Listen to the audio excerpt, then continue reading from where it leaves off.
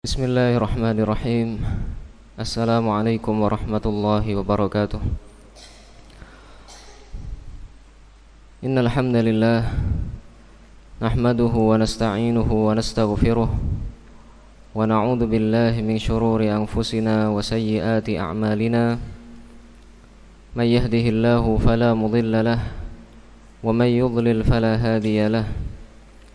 أشهد أن لا إله إلا الله وحده لا شريك له وأشهد أن محمدا عبده ورسوله اللهم صل وسلم وبارك على نبينا محمد وعلى آله وصحبه أجمعين أما بعد معاشر المسلمين rahimani wa rahimakumullah. Alhamdulillah, pada kesempatan malam hari ini kembali kita bisa melanjutkan kajian kita membaca sebuah kitab yang berjudul Al-Qawaidul Muthla fi Sifatillah wa Asma'ihil Husna. Kaidah-kaidah yang sangat istimewa tentang sifat-sifat Allah dan nama-namanya yang sempurna keindahannya. Pertemuan sebelumnya kita telah sampai pada kaidah yang kelima yang menyebutkan bahwa nama-nama Allah Subhanahu wa taala itu ditetapkan berdasarkan dalil dari Al-Qur'an dan Sunnah. Tidak diperbolehkan untuk menetapkan nama bagi Allah Subhanahu wa taala hanya murni dengan akal, tanpa ada landasan dari Al-Quran dan Sunnah. Beliau menyebutkan dua hal mengapa tidak diperbolehkan menetapkan nama bagi Allah Subhanahu wa ta'ala tanpa ada landasan dari Al-Quran dan Sunnah. Sebab yang pertama, karena akal manusia terbatas, sehingga akal manusia tidak mengerti nama apa yang sesuai, yang layak bagi Allah Subhanahu wa ta'ala. Maka menetapkan nama bagi Allah Subhanahu wa ta'ala hanya sebatas murni dengan akal, tanpa dilandasi dengan dalil dari Al-Quran dan Sunnah, itu termasuk berbicara terhadap Allah Subhanahu wa ta'ala tanpa ilmu. Kemudian hal yang kedua, mengapa tidak diperbolehkan menetapkan nama bagi Allah Subhanahu wa ta'ala tanpa landasan dalil syar'i? Karena itu bertentangan dengan adab kepada Allah Subhanahu wa ta'ala, bertentangan dengan sikap ketundukan seorang muslim kepada Allah Subhanahu wa ta'ala. Kita lanjutkan pada kaidah berikutnya, kaidah yang keenam. Qala rahimahullahu ta'ala al-qa'idatus sadisah. Kaidah yang keenam. Asma'ullahi ta'ala ghairu mahsuratin bi'adadin muayyan. Nama-nama Allah ta'ala itu tidak dibatasi dengan bilangan tertentu. Nama-nama Allah Subhanahu wa ta'ala tidak dibatasi dengan jumlah tertentu. Pada kaidah yang keenam ini, penulis rahimahullah, beliau menyebutkan 4 pembahasan. Yang pertama adalah dalil yang menunjukkan bahwa nama-nama Allah Subhanahu wa ta'ala tidak dibatasi dengan jumlah tertentu. Kemudian yang kedua, bagaimana menggabungkan kaidah ini dengan hadis Rasulullah sallallahu alaihi wasallam yang menyebutkan bahwa Allah Subhanahu wa ta'ala memiliki 99 nama. Jadi seolah-olah bertentangan ketika dikatakan bahwa nama-nama Allah Subhanahu wa ta'ala tidak dibatasi dengan bilangan tertentu, padahal ada hadis yang menyebutkan bahwa Allah Subhanahu wa ta'ala memiliki 99 nama. Ini pembahasan yang kedua yang beliau sebutkan, bagaimana menggabungkan antara dua hal tadi yang kelihatannya saling bertolak belakang. Kemudian yang ketiga, pembahasan yang ketiga yang beliau sebutkan di dalam kaidah yang keenam ini, bahwa hadis yang menyebutkan tentang 99 nama bagi Allah Subhanahu wa taala tidak sahih. Hadis yang menyebutkan tentang 99 nama bagi Allah Subhanahu wa taala, maksudnya 99 itu disebutkan semuanya, itu tidak sahih. Dan yang keempat, penulis rahimahullah, beliau menyebutkan 99 al-asmaul husna, nama-nama Allah Subhanahu wa taala yang beliau simpulkan dari dalil-dalil Al-Quran dan Sunnah. Ini 4 pembahasan yang beliau sebutkan pada kaidah yang keenam. Yang pertama, dalil tentang kaidah itu, bahwa nama-nama Allah Subhanahu wa taala tidak dibatasi dengan bilangan tertentu. Kemudian yang kedua, menggabungkan kaidah ini yang disebutkan tadi dengan hadis yang menunjukkan bahwa Allah Subhanahu wa taala memiliki 99 nama. Kemudian yang ketiga, penyebutan 99 nama di dalam sebuah hadis itu tidak sah, tidak sahih hadisnya. Kemudian yang keempat, penulis rahimahullah, beliau menyebutkan 99 al-asmaul husna, nama-nama Allah Subhanahu wa taala yang beliau simpulkan dari Al-Quran dan Sunnah. Pembahasan yang pertama, dalil tentang kaidah yang keenam ini. Asma'ullahi ta'ala ghairu mahsuratin bi'adadin muayyan. Nama-nama Allah ta'ala tidak dibatasi dengan jumlah bilangan tertentu.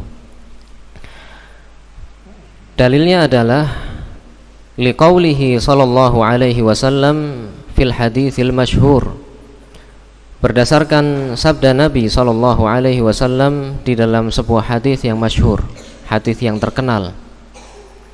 As'aluka bikulli ismin huwa lak. Aku meminta kepadamu ya Allah dengan seluruh namamu. Sammaita bihi nafsak, yang engkau menamai dirimu sendiri dengan nama-nama tersebut. Au anzaltahu fi kitabik, atau nama-nama yang engkau turunkan, yang engkau sebutkan di dalam kitabmu. Au 'allamtahu ahadan min khalqik, atau yang engkau ajarkan kepada salah seorang dari hambamu. Maksudnya yang diajarkan kepada Nabi Muhammad sallallahu alaihi wasallam. Kemudian yang terakhir, awista'tharta bihi fi ilmil ghaibi 'indak. Begitu juga aku meminta kepadamu dengan nama yang engkau simpan dalam ilmu ghaib di sisimu. Nama yang engkau simpan di dalam ilmu ghaib di sisimu.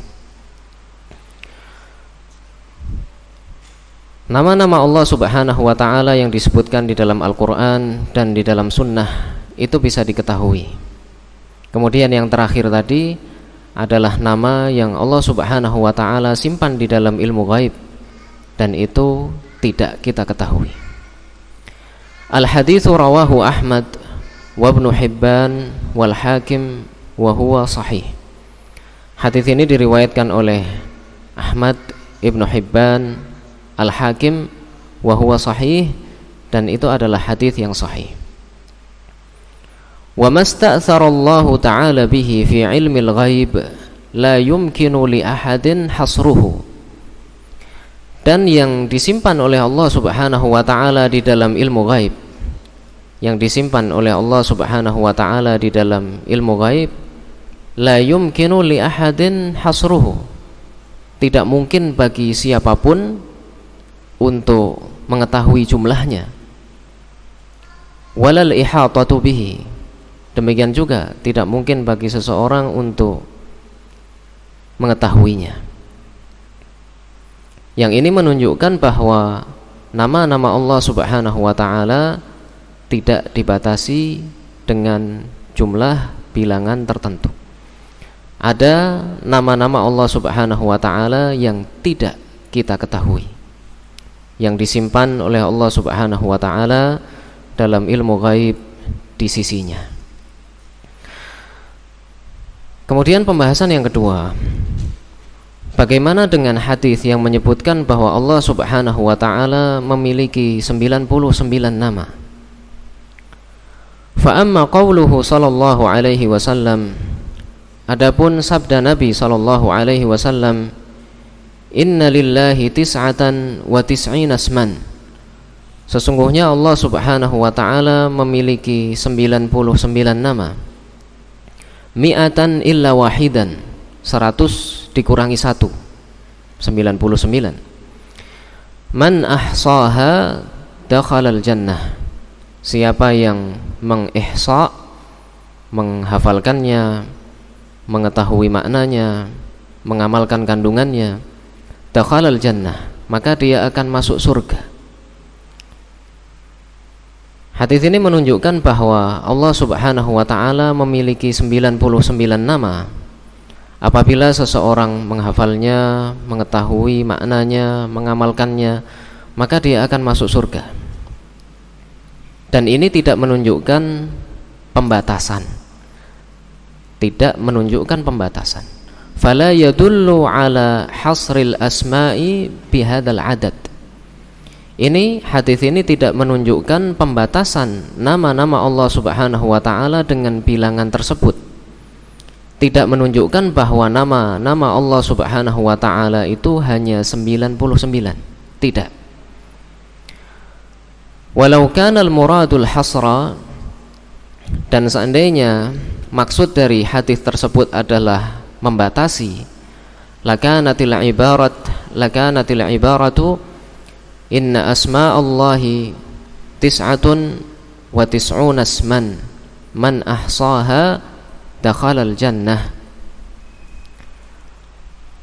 Kalau seandainya maksud dari hadis tersebut adalah menunjukkan pembatasan, maka redaksi lafal hadisnya adalah inna asma'allahi tis'atun wa tis'una asman, sesungguhnya nama-nama Allah Subhanahu wa taala berjumlah 99. Kalau tadi sesungguhnya Allah Subhanahu wa taala memiliki 99 nama. Barang siapa yang mengihsanya maka dia akan masuk surga. Itu tidak menunjukkan pembatasan. Kalau yang dimaksud adalah pembatasan, maka akan disebutkan sesungguhnya nama-nama Allah Subhanahu wa taala berjumlah 99. Ini akan menunjukkan pembatasan. Man ahsaha dakhalal jannah, siapa yang mengihsanya dia akan masuk surga. Au nahwa dzalik, atau yang semisal dengan itu. Idzan fa ma'nal hadis, maka makna dari hadis tersebut, anna hadzal adada min sya'nihi anna man ahsahu dakhalal jannah, bahwa 99 nama tadi, siapa yang menghafalnya, memahami maknanya, mengamalkan kandungannya, dia akan masuk surga. Wa ala hadza fayakunu qawluhu man ahsaha dakhalal jannah jumlatan mukammilatan lima qablaha. Sehingga sabda Rasulullah sallallahu alaihi wasallam, man ahsaha dakhalal jannah, siapa yang menghafal, mengetahui maknanya, mengamalkan kandungannya, dia akan masuk surga. Itu adalah kalimat yang menyempurnakan kalimat sebelumnya, walaisat mustaqillah, dan bukan kalimat tersendiri. Supaya lebih jelas, penulis rahimahullah beliau menyebutkan contoh. Wa nadhiru hadza an taqul, dan semisal dengan itu engkau mengatakan, indi mi'atu dirham a'dadtuha lis-sadaqah. Kalau seseorang mengatakan saya memiliki 100 dirham yang saya persiapkan untuk bersedekah, apakah berarti harta yang dia miliki hanya 100 dirham? Kan tidak, masih ada yang lain. Cuma yang disebutkan di situ itu yang akan dia sedekahkan. Yang dia sebutkan tadi itu yang akan disedekahkan. Begitu juga dalam hadis tadi, bahwa 99 nama itu adalah sebagian dari nama-nama Allah Subhanahu wa ta'ala. Siapa yang memahaminya, menghafalnya, mengamalkan kandungannya, maka dia akan masuk surga. Ini contoh yang beliau sebutkan untuk memudahkan memahami hadis tadi. Ketika seseorang mengatakan saya memiliki 100 dirham yang saya persiapkan untuk bersedekah, itu bukan berarti menunjukkan bahwa harta yang dia miliki hanya 100 dirham saja. Masih ada harta yang lainnya, tapi yang 100 tadi itu adalah yang dia persiapkan untuk bersedekah. Seperti ketika dikatakan di sini ada 1 gelas yang dipersiapkan di meja. Bukan berarti masjid cuma punya 1 gelas ini saja. Masih ada yang lain disimpan di belakang. Kan begitu. Maka lafal tersebut tidak menunjukkan pembatasan. Tidak menunjukkan pembatasan. Kemudian pembahasan yang ketiga. Walam yasih 'anin Nabi sallallahu alaihi wasallam ta'yinu hadhil asma'. Dan tidak sahih dari Nabi sallallahu alaihi wasallam tentang penentuan nama-nama ini yang 99 tadi. Wal haditsul marwiyyu anhu fi ta'yiniha dhaif. Dan hadis yang diriwayatkan dari beliau yang menyebutkan 99 nama bagi Allah Subhanahu wa taala itu adalah hadis yang lemah. Jadi 99 nama bagi Allah Subhanahu wa taala disebutkan di dalam sebuah hadis tersebut lemah. Beliau menukil 2 ucapan ulama yang menunjukkan bahwa hadis tersebut dhaif, lemah. Yang pertama, qala Syekhul Islam Ibnu Taimiyah fil Fatawa. Syekhul Islam Ibnu Taimiyah di dalam kitab Al-Fatawa safhata 83 wa 300 di halaman 383 minal mujalladis sadis dari jilid yang ke-6 min Majmu' Ibnu Qasim, dari fatwa-fatwa yang dihimpun oleh Ibnu Qasim. Beliau berkata, ta'yinuha laisa min kalamin Nabi sallallahu alaihi wasallam bittifaqi ahlil ma'rifati bihadithihi. Penyebutan 99 nama di dalam sebuah hadis yang diriwayatkan dari Rasulullah sallallahu alaihi wasallam itu bukan sabda beliau. Penyebutan 99 nama tersebut bukan sabda Rasulullah sallallahu alaihi wasallam. Bittifaqi ahlil ma'rifati bihadithihi, dengan kesepakatan para ulama yang ahli tentang hadis beliau. Wa qala qabla dzalika safhata 79 wa 300. Dan beliau juga berkata sebelum itu di halaman 379, innal walida dzakaraha an ba'dhi syuyukhihi syamiyyin, bahwa Al-Walid bin Muslim, salah satu perawi hadis tersebut, menyebutkannya dari sebagian guru-gurunya yang berasal dari negeri Syam. Kama jaa mufassaran fi ba'dhi turuqi hadithihi intaha, sebagaimana yang dijelaskan dalam sebagian jalur riwayat hadis tersebut. Ini ucapan Syekhul Islam Ibnu Taimiyah yang beliau bawakan di sini yang menunjukkan bahwa hadis tersebut tidak sahih. Dan penyebutan itu berasal dari seorang perawi yang meriwayatkan hadis itu yang dia dengarkan dari salah seorang gurunya. Kemudian ucapan yang kedua yang dinukil di sini adalah ucapan Al-Hafidz Ibnu Hajar. Wa qala Ibnu Hajarin fi Fathil Bari, dan Ibnu Hajar di dalam kitab beliau Fathul Bari safhata 15 wa 200 pada halaman 215 minal mujallad al-hadi asyar, jilid yang ke-11, tab'ah as-salafiyah, cetakan maktabah as-salafiyah. Laisatil illatu 'inda syaikhain al-Bukhari wa Muslimin tafarrud al-walidi faqat. Illah, sesuatu yang menyebabkan lemahnya hadis tersebut menurut dua imam Al-Bukhari dan Muslim bukan hanya karena salah seorang perawinya yang bernama Al-Walid itu bersendirian dalam meriwayatkannya, bal al-ikhtilafa fihi wal-ittirab, akan tetapi ada sebab lain yang membuat hadis tersebut lemah. Al-ikhtilaf, perbedaan lafaz, wal-ittirab, keguncangan di dalam riwayatnya, wa tadlisahu, begitu juga ada cacat yang disembunyikan, wa ihtimal al-idraj, dan ada kemungkinan bahwa itu adalah sesuatu yang ditambahkan ke dalam hadis tanpa ada keterangan. Jadi diselipkan di dalam hadis tanpa ada keterangan bahwa sebetulnya itu bukan sabda Nabi SAW. Tapi karena tidak ada keterangan, maka orang yang melihatnya seolah-olah dia akan menilai bahwa itu termasuk dalam sabda Rasulullah SAW.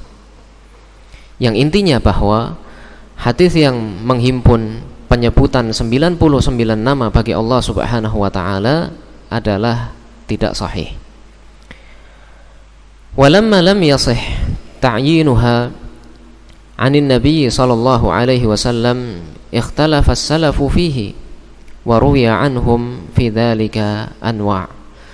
Dan karena tidak sahih dari Nabi sallallahu alaihi wasallam tentang penentuan 99 nama tersebut, ikhtalafa as-salafu fihi, maka para ulama terdahulu berbeda-beda dalam menyebutkannya. Wa ruwiya anhum fi dzalika anwa', dan diriwayatkan berbagai hal dari mereka, penyebutan tentang 99 nama tapi berbeda-beda. Ini pembahasan yang ketiga yang beliau sebutkan. Kemudian yang keempat,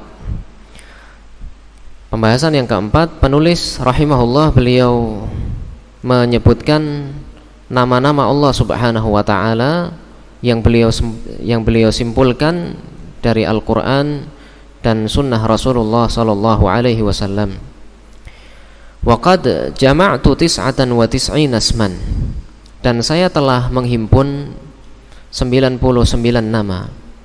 Mimma dhahara li, itu yang nampak bagi saya, min kitabillahi ta'ala wa sunnati rasulih sallallahu alaihi wasallam, yang sumbernya dari kitabullah, dari Al-Qur'anul Karim dan sunnah Rasulullah sallallahu alaihi wasallam. Beliau sebutkan 99 nama ini, kita baca dan mungkin dimaknakan secara ringkas. Kemudian kalau pendalaman maknanya itu bisa disimak di kajian seperti fikih Al-Asmaul Husna misalnya. Famin kitabillahi ta'ala, nama-nama yang berasal dari kitabullah ta'ala, dari Al-Qur'anul Karim. Dan beliau sebutkan di sini 81 nama yang berasal dari Al-Qur'anul Karim. Yang pertama adalah Allah. Itu adalah nama yang paling khusus baginya, yang maknanya adalah Dzul Uluhiyah, yang berhak untuk diibadahi, yang berhak untuk diesakan dalam ibadah. Kemudian yang kedua, Al-Ahad. Al-Ahad maknanya adalah yang Maha Esa, yang Maha Tunggal, tidak ada yang serupa dengannya, tidak ada yang bisa menandinginya. Yang ketiga adalah Al-A'la, yang Maha Tinggi, yang Maha Tinggi zatnya. Allah Subhanahu wa ta'ala tinggi di atas makhluk-makhluknya, begitu juga tinggi sifat-sifatnya dan tinggi kekuasaannya. Yang keempat adalah Al-Akram, maknanya adalah yang Maha Mulia, begitu juga bisa dimaknakan yang Maha Dermawan, yang Maha Mulia atau yang Maha Dermawan.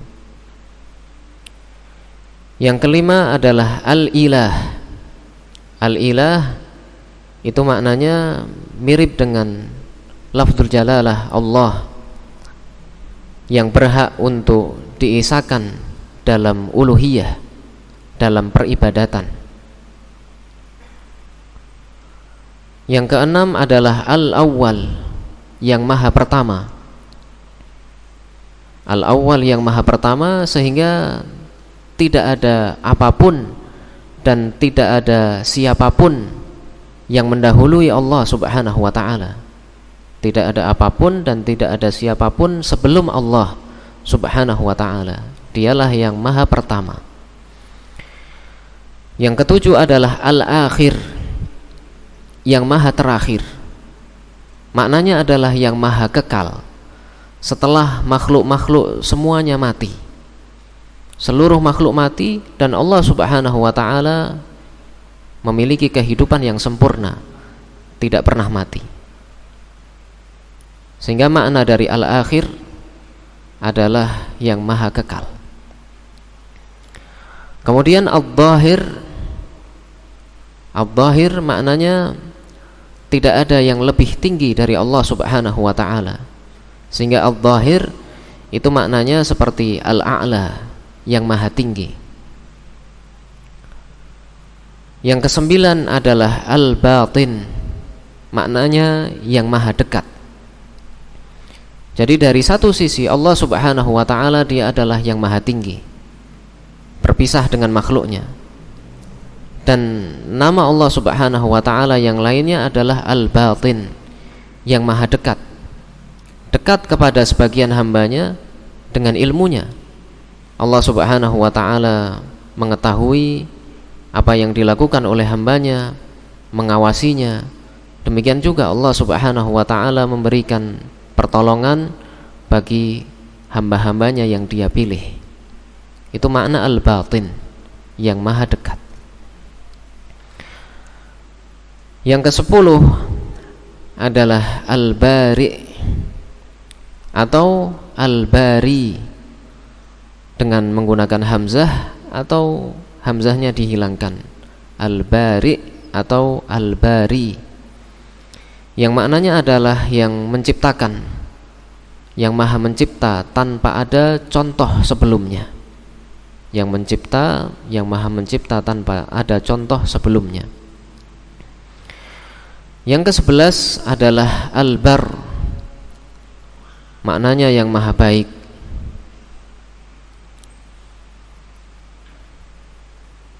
Yang memperbaiki keadaan hamba-hambanya. Yang ke-12 Al-Basir, yang maha melihat, melihat segala sesuatu. Tidak ada yang tersembunyi bagi Allah Subhanahu wa ta'ala. Yang ke-13 adalah At-Tawwab, yang maha menerima taubat, yang maha menerima taubat dari hamba-hambanya. Yang ke-14 adalah Al-Jabbar, yang maha menundukkan, sehingga seluruh makhluk itu tunduk kepada Allah Subhanahu wa ta'ala, suka atau tidak suka, rela atau terpaksa, semuanya harus tunduk kepada Allah Subhanahu wa ta'ala di bawah kehendaknya. Yang ke-15 adalah Al-Hafidh. Al-Hafidh bisa maknanya yang maha mengingat sehingga tidak pernah lupa, dan bisa juga makna dari Al-Hafidh adalah yang maha menjaga, yang maha menjaga hamba-hambanya, mengatur alam semesta, menjaga manusia dan sebagainya. Yang ke-16 Al-Hasib. Al-Hasib bisa maknanya yang maha menghitung, menghitung amal-amal hambanya. Dan bisa juga Al-Hasib maknanya adalah yang maha mencukupi, yang memberikan rizki kepada hamba-hambanya. Yang ke-17 adalah Al-Hafidh. Dan Al-Hafidh ini mirip dengan Al-Hafidh, Secara umum maknanya adalah yang maha mengingat, tidak pernah lupa, atau yang maha menjaga. 18. Al-Hafi. Al-Hafi. Al-Hafi, sebagian ulama menyebutkan maknanya al-mubalighu fil birri wal altaf, yang sangat banyak memberikan kebaikan dan kelembutan terhadap hamba-hambanya. Sehingga Al-Hafi maknanya yang maha baik, yang maha lembut. 19. Al-Haqqu, yang maha benar. Yang maha benar bahwa dia benar-benar ada, tidak diragukan tentang wujud Allah subhanahu wa ta'ala. Kemudian yang ke-20, Al-Mubin, yang maha menjelaskan hukum-hukum kepada hamba-hambanya, menjelaskan tanda-tanda kekuasaannya kepada seluruh umat manusia.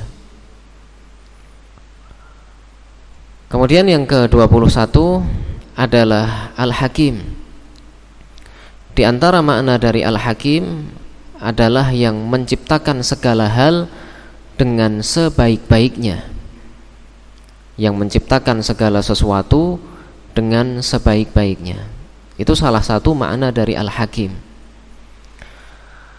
Kemudian 22, Al-Halim, yang maha lembut.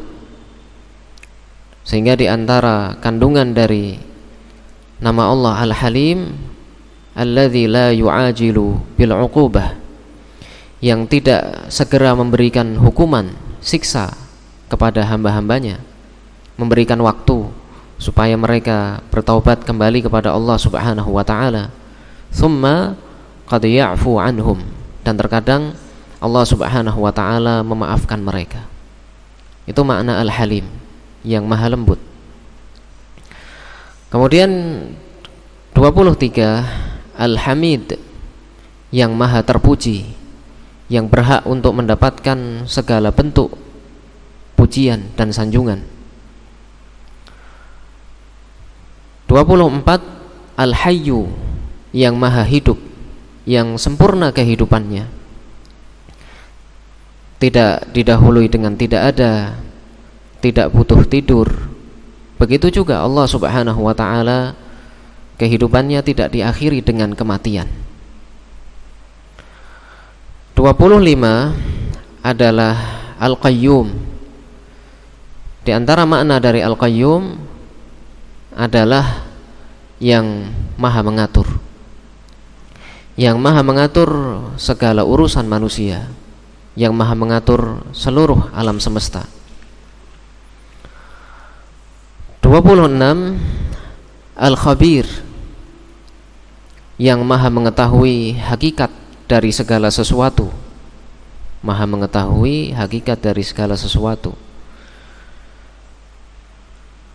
27, Al-Khaliq, yang maha mencipta.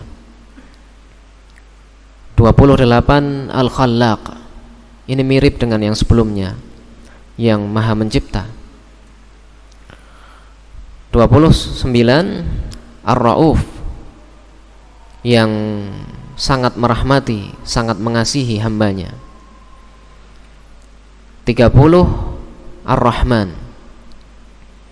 Ar-Rahman itu maknanya bahwa Allah subhanahu wa ta'ala memiliki sifat rahmat yang sangat luas. Allah subhanahu wa ta'ala memiliki sifat rahmat yang sangat luas. Kemudian Ar-Rahim maknanya adalah yang merahmati siapa saja yang dia kehendaki dari hamba-hambanya. Sehingga kalau Ar-Rahman itu maknanya bahwa Allah subhanahu wa ta'ala memiliki sifat rahmat yang luas. Kalau Ar-Rahim maknanya Allah subhanahu wa ta'ala merahmati, mengasihi siapa saja yang dia kehendaki dari hamba-hambanya. Ini 4 pembahasan dari kaidah yang ke-6 yang disebutkan oleh penulis rahimahullah. Jadi beliau sebutkan di dalam kaidah yang ke-6 ini bahwa nama-nama Allah Subhanahu wa taala tidak dibatasi dengan jumlah bilangan tertentu. Dalilnya adalah sabda Rasulullah sallallahu alaihi wasallam, "Awista'tharta bihi fi ilmil ghaibi 'indak." Aku berdoa dengan nama-namamu yang engkau simpan di dalam ilmu gaib di sisimu. Sehingga para ulama ketika mereka menyimpulkan nama-nama Allah Subhanahu wa taala dari Al-Qur'an dan Sunnah, bisa jadi yang mereka simpulkan lebih dari 99 nama. Kemudian yang kedua, bahwa kaidah ini tidak bertentangan dengan sabda Rasulullah sallallahu alaihi wasallam yang menyebutkan bahwa dia memiliki 99 nama, bahwa Allah Subhanahu wa taala memiliki 99 nama. Itu seperti ucapan seseorang, saya memiliki uang 100 yang akan digunakan untuk bersedekah. Itu tidak menunjukkan pembatasan bahwa jumlah uang yang dia miliki hanya 100 saja. Tapi maksudnya dia ingin menyampaikan bahwa 100 itu adalah bagian dari uang yang dia miliki yang akan dia gunakan untuk bersedekah. Yang ketiga, bahwa penyebutan 99 nama di dalam sebuah hadis itu tidak sahih hadisnya. Dan yang keempat, penulis rahimahullah, beliau menghimpun 99 nama dari Al-Qur'anul Karim dan dari sunnah Nabi sallallahu alaihi wasallam. 31 telah kita baca. Insyaallah selanjutnya akan kita bahas pada pertemuan berikutnya. Semoga bermanfaat bagi kita semua. Mohon maaf apabila banyak kekurangan. Subhanakallahumma wa bihamdik, asyhadu an la ilaha illa anta, astaghfiruka wa atubu ilaik. Wassalamualaikum warahmatullahi wabarakatuh.